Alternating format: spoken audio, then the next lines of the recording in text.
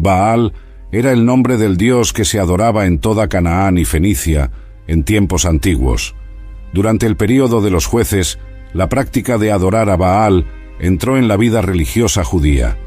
En el libro de los jueces, capítulo 3, versículo 7, en la Nueva Versión Internacional, está escrito: «Los israelitas hicieron lo malo ante los ojos del Señor, olvidaron al Señor, su Dios, y sirvieron a los Baales y a los postes sagrados». La práctica de adorar a Baal se generalizó en Israel durante el reinado de Acab. En el primer libro de los Reyes, capítulos 16, versículos 31 a 33, en la Nueva Traducción en lenguaje actual, se dice que, como si no bastara seguir el ejemplo pecaminoso de Jeroboam, Acab se casó con Jezabel, hija del rey Tobal de los Sidonios, y comenzó a adorar a Baal.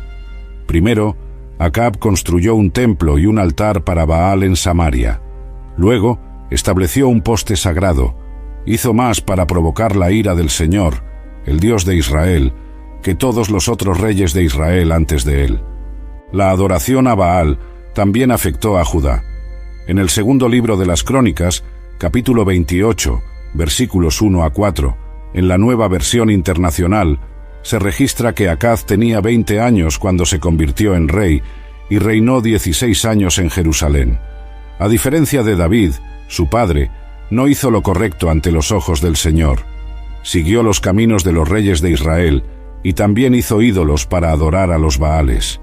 Quemó sacrificios en el valle de Ben Hinnom y sacrificó a sus hijos en el fuego, practicando las prácticas detestables de las naciones que el Señor había expulsado antes de los israelitas. Ofreció sacrificios y quemó incienso en los lugares altos, en las cimas de las colinas y bajo cada árbol frondoso. El plural de la palabra Baal es Baalim, que significa Señor. Baal era un dios de la fertilidad que se pensaba ayudaba a la tierra a producir cosechas y a las personas a producir descendencia en general. Diferentes partes adoraban a Baal de diferentes maneras, y Baal demostró ser un dios altamente universal. Varios lugares destacaban uno u otro de sus atributos y creaban sectas especiales del baalismo. Baal de Peor, como vemos en Números capítulo 25, versículo 3, y Baal Berit, como vemos en Jueces capítulo 8, versículo 33, son dos ejemplos de tales deidades localizadas. En Números capítulo 25, versículo 3, se dice que, de esa manera, Israel se unió a la adoración de Baal de Peor, haciendo que la ira del Señor se inflamara contra su pueblo. En Jueces capítulo 8, versículo 33, poco después de que Gedeón muriera, los israelitas se prostituyeron de nuevo a los Baales y establecieron a Baal Berit como su dios. La palabra Baal aparece raramente en el Antiguo Testamento como un nombre personal. La etimología de la palabra muestra que Baal era considerado como el dueño de una cierta localización, limitando así su uso a individuos que ya no eran nómadas, sino que se habían establecido. Estos Baalim locales se consideraban responsables de la agricultura, criaturas y fertilidad de la humanidad. Era crucial ganar su favor, especialmente en un lugar como Pal, donde hay pocos cursos naturales de agua o manantiales y la lluvia es impredecible. Esto llevó a la adopción de formas extremas en el culto, incluyendo la práctica de prostitución ritual y sacrificio de niños. En el libro de los Jueces, capítulo 2, versículo 17, en la Nueva Versión del Rey Jaime, está escrito: «Sin embargo, no escucharon a sus jueces, sino que se prostituyeron con otros dioses y se inclinaron ante ellos. Rápidamente se desviaron del camino por el cual sus padres habían caminado, obedeciendo los mandamientos del Señor. No lo hicieron así». En Amós, capítulo 10, versículo 7, en la misma versión, se dice que anhelan el polvo de la tierra, que está sobre la cabeza de los pobres, y pervierten el camino de los humildes. Un hombre y su padre entran en la misma joven para profanar mi santo nombre. En Jeremías, capítulo 7, versículo 9, está escrito: «Robarán, matarán, cometerán adulterio, jurarán falsamente, quemarán incienso a Baal y seguirán otros dioses que ustedes no conocen. El uso más significativo del título en el Antiguo Testamento es su referencia al gran dios activo del panteón cananeo. Una ecuación con Hadad, el dios amorreo cuya naturaleza y funciones eran casi idénticas, parece clara. Baal eventualmente ascendió a la posición de deidad preeminente en la región. Parte de este proceso, según algunos investigadores, puede rastrearse hasta los escritos ugaríticos. Baal es identificado como el hijo de Dagón, otra deidad amorrea, posiblemente un dios de la vegetación o del grano, en lugar de él, que era sin duda el jefe original de los dioses cananeos. En Ras Shamra, el antiguo sitio ugarítico, se han descubierto templos dedicados a Baal y Dagón, pero ninguno dedicado a Elah. Baal se representa en las escrituras usando un casco adornado con cuernos de toro, un símbolo de fuerza y fertilidad. Él sostiene un mazo o una maza en una mano, probablemente representando el trueno, y una lanza adornada con hojas en la otra, posiblemente representando tanto el rayo como la vegetación. En esculturas arameas, Baal se representa montando un toro, lo que puede estar relacionado con las imágenes del becerro de Aarón y Jeroboam, que probablemente se usaban como pedestales para el invisible Yahvé. Anat, la Virgen, era la esposa y hermana de Baal, y compartía muchas de sus aventuras. El Día del Señor pudo haberse originado como una celebración de la victoria de Yahvé sobre las fuerzas del caos, presumiblemente en el Festival de Año Nuevo, en el Templo de Jerusalén, en un rito derivado de un predecesor cananeo. Hay evidencia de que Baal y otras deidades cananeas fueron adoradas en Egipto, pero sin llegar a ser una amenaza seria para la religión egipcia nativa. La situación era diferente en Israel, donde, a través de los procesos de sincretismo, la adoración a Yahvé fue profundamente influenciada y amenazada por elementos ajenos de los cultos a Baal. Esto se debió a dos factores principales. Primero, los israelitas no expulsaron a los cananeos, sino que se casaron con ellos, planteando así el problema de la interrelación de Yahvé y Baal. Segundo, Yahvé había dado a Israel una victoria considerable sobre los cananeos, y su supremacía era incuestionable. Baal era considerado el más poderoso de todos los dioses, eclipsando a él, que se veía como bastante débil e ineficaz. En varias batallas, Baal derrotó a Yam, el dios del mar, y a Mot, el dios de la muerte y el inframundo.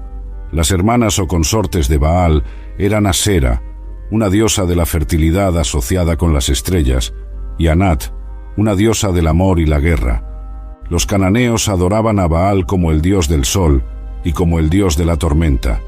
Generalmente se le representa sosteniendo un rayo, que derrotaba a los enemigos y producía cosechas. También lo adoraban como un dios de la fertilidad, que proporcionaba hijos. La adoración a Baal estaba arraigada en la sensualidad e involucraba la prostitución ritualística en los templos. A veces, apaciguar a Baal exigía sacrificio humano, generalmente el primogénito del que hacía el sacrificio. En el libro de Jeremías, capítulo 19, versículo 5, en la versión del rey Jaime, está escrito: «También construyeron los lugares altos de Baal para quemar a sus hijos en el fuego, como ofrendas quemadas a Baal, lo que no ordené ni hablé, ni me vino a la mente». Los sacerdotes de Baal adoraban a su divinidad con ritos tumultuosos que presentaban gritos extáticos y autolesiones.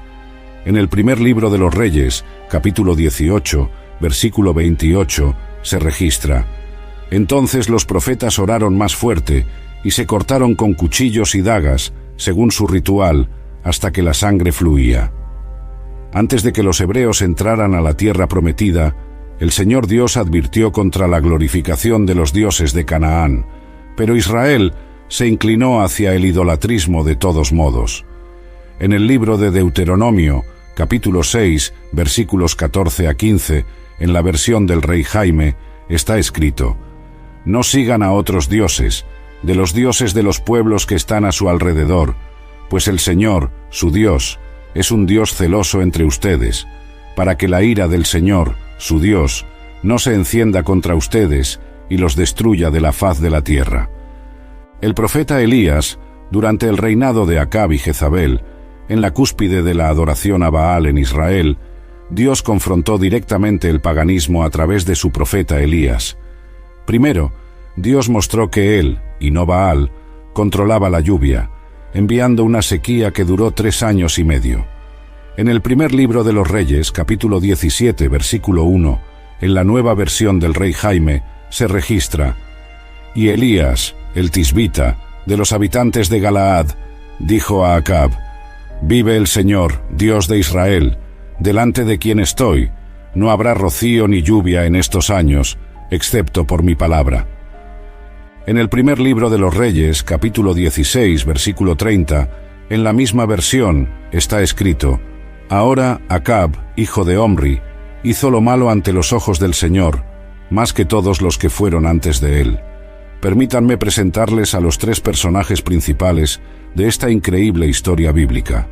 El primero es Acab, el rey de Israel, que hizo más mal que todos los reyes anteriores combinados. El segundo personaje es Jezabel, esposa de Acab. Ella decidió reemplazar la adoración al Señor Dios por la adoración a Baal. Elías, uno de los grandes profetas de Dios, es el tercer personaje. Su nombre se traduce como «Jehová es mi Dios». Mientras Jezabel estaba destruyendo a las personas y lugares asociados con el verdadero Dios, el Señor envió a un hombre cuyo nombre testimoniaba que el Señor Jehová era su Dios. En el primer libro de los Reyes, capítulo 17, versículo 3, en la nueva versión del rey Jaime, está escrito: «Apártate de aquí y vete hacia el este, y escóndete junto al arroyo Querit, que desemboca en el Jordán». En el primer libro de los Reyes, capítulo 18, versículo 1, en la misma versión, se dice: «Y sucedió que, después de muchos días, la palabra del Señor vino a Elías en el 3er año, diciendo: Ve a presentarte ante Acab, y enviaré lluvia sobre la tierra». ¿Cómo sabía Elías que Dios estaba vivo y era confiable? «Escóndete y preséntate», dijo el Señor a Elías. Estas 2 frases nos muestran, como a Elías, cómo podemos saber que Dios está vivo. Primero, en privado, escóndete. Elías es usado como ejemplo del poder de la oración en Santiago, capítulo 5, versículos 17 y 18. «Un hombre con una naturaleza como la nuestra», dijo Santiago, lo que significa que era un tipo común. Elías era un hombre de grandeza, pero también era un hombre de debilidades. Pero un hecho redime todo sobre Elías: era un hombre de oración. En el libro de Santiago, capítulo 5, versículos 17 a 18, en la nueva versión del rey Jaime, está escrito: «Elías era un hombre con una naturaleza como la nuestra, y oró fervientemente para que no lloviera. Y no llovió sobre la tierra por 3 años y 6 meses. Luego oró de nuevo, y el cielo dio lluvia, y la tierra produjo su fruto». No solo Elías oró, sino que oró fervientemente. La clave para determinar si Dios está vivo o no está en esconderse mientras aprendes a conectarte con Dios a través de la oración ferviente. Una serie de eventos en la vida personal de Elías demostraron que Dios estaba vivo. En el primer libro de los Reyes, capítulo 17, versículo 3, en la nueva versión del rey Jaime, está escrito: «Apártate de aquí y vete hacia el este, y escóndete junto al arroyo Querit, que desemboca en el Jordán». En el primer libro de los Reyes, capítulos 18, versículos 2 a 16, en la misma versión se dice: «Entonces Elías fue a presentarse ante Acab, y había una gran hambruna en Samaria. Y Acab había llamado a Abdías, que estaba a cargo de su casa. Ahora bien, Abdías temía mucho al Señor. Pues sucedió que mientras Jezabel masacraba a los profetas del Señor, Abdías había escondido a 100 profetas y los alimentó con pan y agua. Y Acab dijo a Abdías: «Ve por la tierra hasta todas las fuentes de agua y todos los arroyos.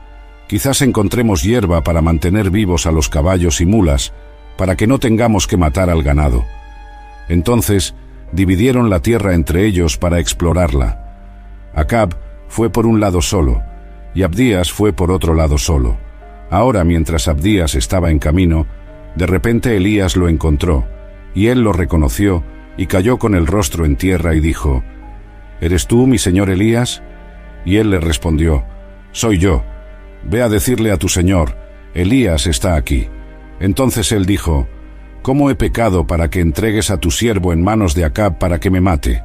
Como vive el Señor tu Dios, no hay nación o reino donde mi señor no haya enviado a alguien para buscarte.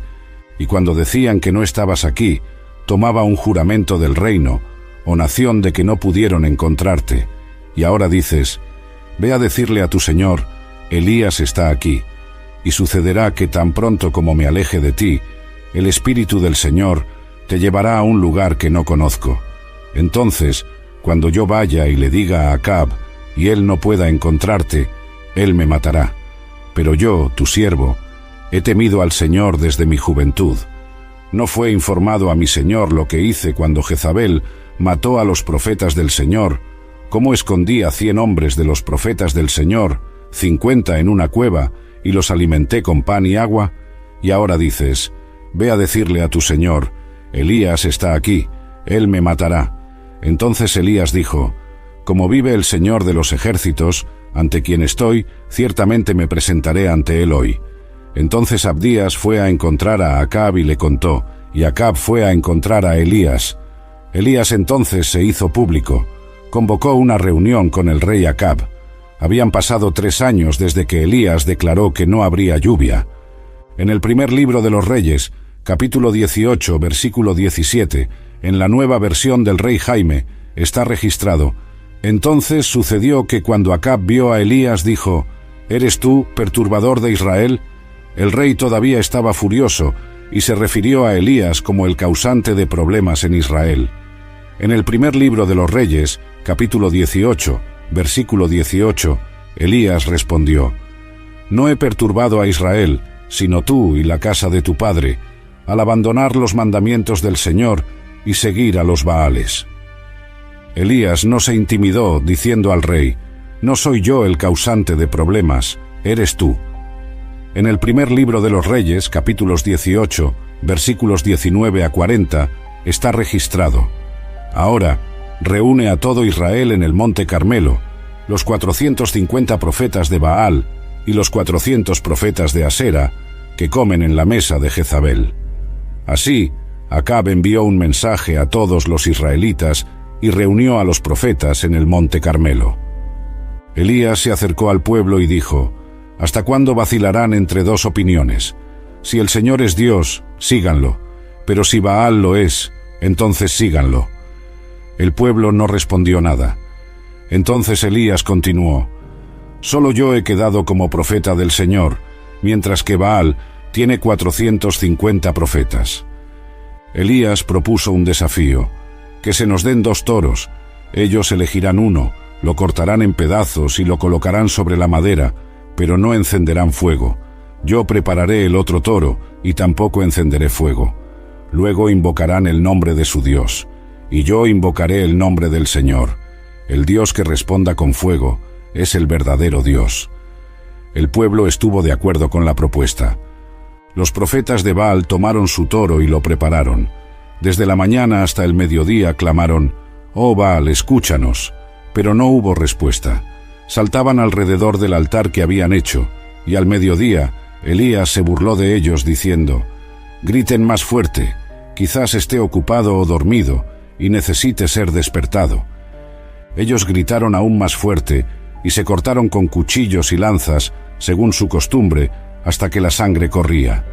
Pasado el mediodía, profetizaron hasta la tarde, pero no hubo respuesta. Entonces Elías llamó a la gente para acercarse y reparó el altar del Señor que estaba destruido.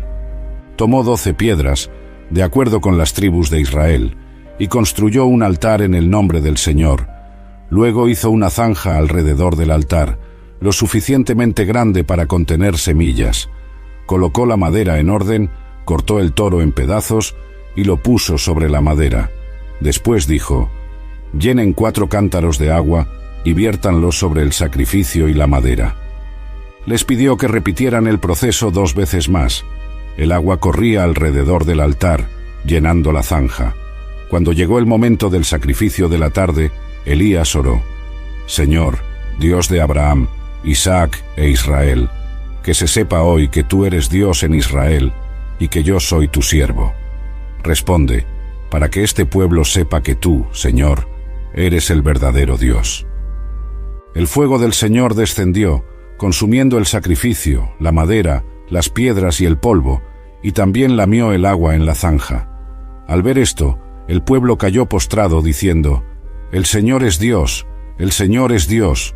Luego Elías dijo: Capturen a los profetas de Baal, que no escape ninguno. Así los capturaron, y Elías los llevó al arroyo Quisón, y los mató allí. Este fue el enfrentamiento entre Elías, el profeta de Dios, y los 850 profetas de Baal. Elías lanzó el desafío: si el Señor es Dios, síganlo, pero si Baal es Dios, entonces sigan a Baal. Los profetas de Baal clamaron por horas sin éxito, pero cuando Elías oró, Dios respondió con fuego.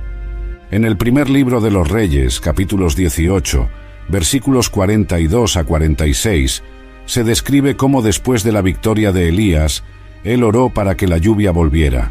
Subió al monte Carmelo, se inclinó en oración y envió a su sirviente a observar el horizonte. 7 veces el sirviente fue y volvió sin ver nada, pero en la 7ª vez vio una pequeña nube. Elías le dijo: Ve y dile a Acab que prepare su carro y baje antes de que la lluvia lo detenga. En poco tiempo, el cielo se oscureció con nubes y una fuerte lluvia cayó. Acab montó su carro hacia Jezreel, y Elías, lleno del poder del Señor, corrió delante de Acab hasta la entrada de Jezreel. Elías demostró que Dios está vivo, respondiendo con poder tanto en público como en privado. Después de esta gran victoria en el monte Carmelo, Elías mostró que el Señor era el único Dios verdadero, y Baal no tenía poder. Sin embargo, la historia de Elías no termina allí. Aunque había demostrado el poder de Dios ante todo Israel, Elías pronto se enfrentaría a una amenaza personal. Jezabel, la reina, se enteró de lo sucedido y, enfurecida por la muerte de sus profetas, juró matar a Elías. En el primer libro de los Reyes, capítulo 19, versículo 2, se relata que Jezabel envió un mensajero a Elías con el siguiente mensaje: que los dioses me castiguen severamente, si mañana a esta hora no te hago lo mismo que les hiciste a ellos. Temeroso por su vida, Elías huyó al desierto. Elías, en su desesperación, se sentó bajo un árbol y oró para morir, diciendo: Ya basta, Señor, quítame la vida, porque no soy mejor que mis antepasados. En ese momento, Elías estaba agotado, tanto física como espiritualmente, a pesar de haber sido testigo del gran poder de Dios en el monte Carmelo. Sin embargo, Dios no lo dejó solo en su angustia. Mientras dormía bajo el árbol, un ángel del Señor lo tocó y le dijo: Levántate y come.